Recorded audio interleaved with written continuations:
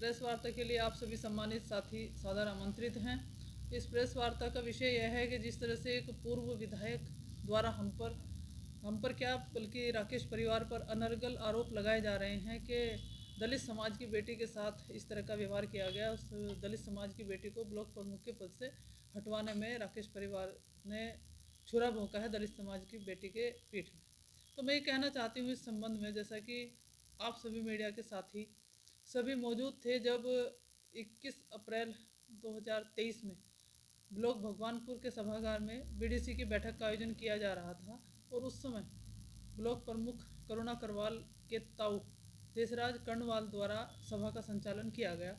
जो कि अनधिकृत रूप से था, क्योंकि देशराज कर्णवाल पूर्व विधायक हैं और उन्हें उस सभा में बैठने का भी अधिकार नहीं था। वो मंच पर बैठे थे और सभा का संचालन कर रहे थे। ब्लॉक प्रमुख करुणा कर्णवाल उस समय चुपचाप बैठी रही, जबकि खुद ब्लॉक प्रमुख करुणा कर्णवाल ने भी अभी कुछ समय पहले अपने तौर पर आरोप लगाए कि वो ज़बरदस्ती सभी कागजों पर साइन करवाने का काम करते थे। अब जब वो बेटी खुद काम करने की स्थिति में आई और उसने यही कहा था, यही उसका कसूर था कि मैं स्वयं काम करूंगी, अपने कार्य स्वयं देखूंगी, ये बात देशराज कर्णवाल को नागवार गुजरी और उस दोगले आदमी ने घटिया राजनीति करते हुए भाजपा की सरकार के द्वारा ब्लॉक प्रमुख करुणा कर्णवाल को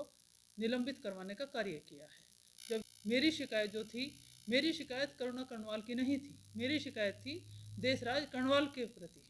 क्योंकि उस सभा का संचालन भी देशराज कर्णवाल कर रहे थे। जब मैंने उन्हें ऐसा करने से मना किया तब उन्होंने मेरे साथ ही गलत व्यवहार करने की कोशिश की, अभद्रता वहाँ पर करने की कोशिश की, जिसकी शिकायत मैंने शासन में भी की थी, सचिव उत्तराखंड पंचायती राज सचिव से की थी। लेकिन अगर मेरी शिकायत पर भी कार्रवाई करनी होती, क्योंकि ये भारतीय जनता पार्टी की सरकार है और अधिकारी सरकार के दबाव में रहते हैं। 2023 की शिकायत पर 23 पूरा चला गया, 24 पूरा चला गया और मेरी शिकायत का हवाला देते हुए अब कार्रवाई की जा रही है, जबकि सच्चाई यह है कि इस दोगले आदमी ने घटिया राजनीति करते हुए पहले तो ब्लॉक प्रमुख करुणा कर्णवाल को परेशान करने का काम किया, उससे झाड़ू पोछा लगवाता था, उसका शोषण करता था, और अब जबकि वो बच्ची खुद अपने आप काम करने में सक्षम हुई तब उसने उसे निलंबित कराने का कार्य किया। कर्णवाल से भी कोई बात नहीं हुई, लेकिन अगर उसे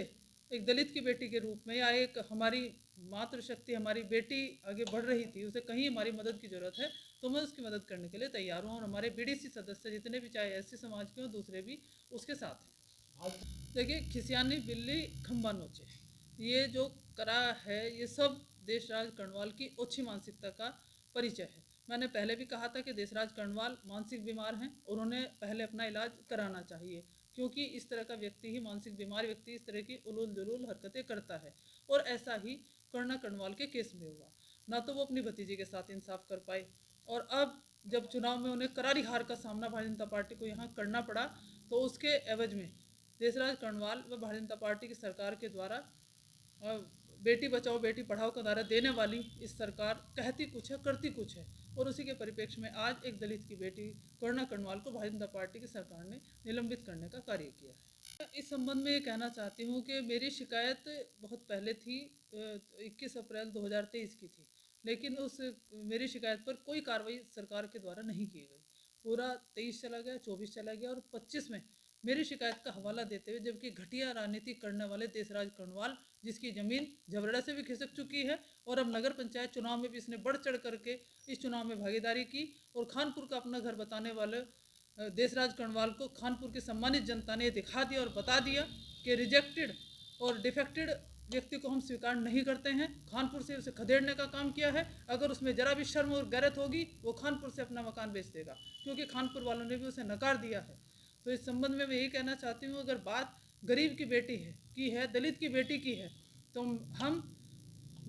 करुणा कर्णवाल के साथ हैं और मैं दावा करती हूँ कि जितने भी हमारे एससी समाज के बीडीसी सदस्य हैं सब करुणा कर्णवाल के साथ हैं, और निश्चित रूप से उनके द्वारा और हमारे द्वारा कभी भी किसी दलित समाज की बेटी या सर्व समाज के किसी भी व्यक्ति का शोषण नहीं किया गया, न किसी के साथ अत्याचार किया गया। देशराज कर्णवाल न तो अपनी भतीजी के साथ इंसाफ कर पाए,